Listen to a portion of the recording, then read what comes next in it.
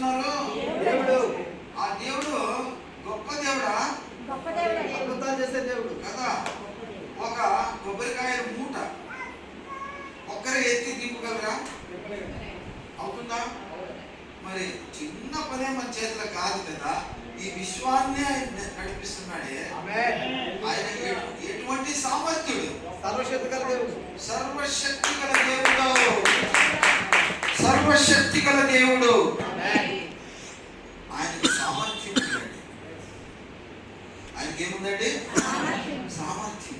ఇప్పుడు ఈ 6 విధాలుగా కాపాడుదల మాట్లాడే ముందు అది అర్థం కావాలంటే ఒక మాట మీకు నేను వివరిస్తాను.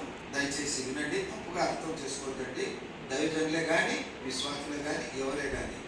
ఏమంట, మనం ఏం చేస్తామంటే మనకి ఏమైనా పని జరగాలంటే మనం ఏం చేస్తున్నామో అయ్యగారిని ఆధారపడుతున్నాం, అమ్మగారిని ఆశ్రయించుకుంటున్నాం, గెజిటెడ్ ఆఫీసర్ని, ఎంఓఆర్ని, తహసీల్దార్ని, కలెక్టర్ని, మినిస్టర్ని ఎవరినో దగ్గర పోయి వెళుతున్నాము. మనకు మొదటిగా కావాల్సింది ఏమంటే మనుషులు నమ్ముట కంటే కదా నిన్ను కాపాడగలవాడు ఎవడు, ఎవరికి ఆ సామర్థ్యం ఉంది అని మొదట మీరు అర్థం చేసుకోవాలి. చిక్కిన చోటల్లా, చిక్కిన వారికెల్లా చేచాచి అడగకూడదు. ఎంతమంది ఒప్పుకుంటారు ఈ మాటని?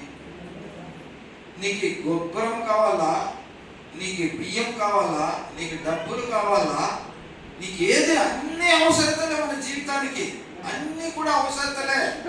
కానీ మన అవసరతలు వచ్చినప్పుడు మనం ఏం చేస్తామంటే మనుషుల పైన ఆధారపడతాం. మనుషుల పైన ఆధారపడవచ్చు, కానీ మొదట, అన్నిటికంటే మొదట దేవుడు కంటే యేసయ్యని మేలు. ఎవరినే? యేసయ్యని నమ్మాలా, యేసయ్య పైన ఆధారపడాలి. ఒకరోజు నాకు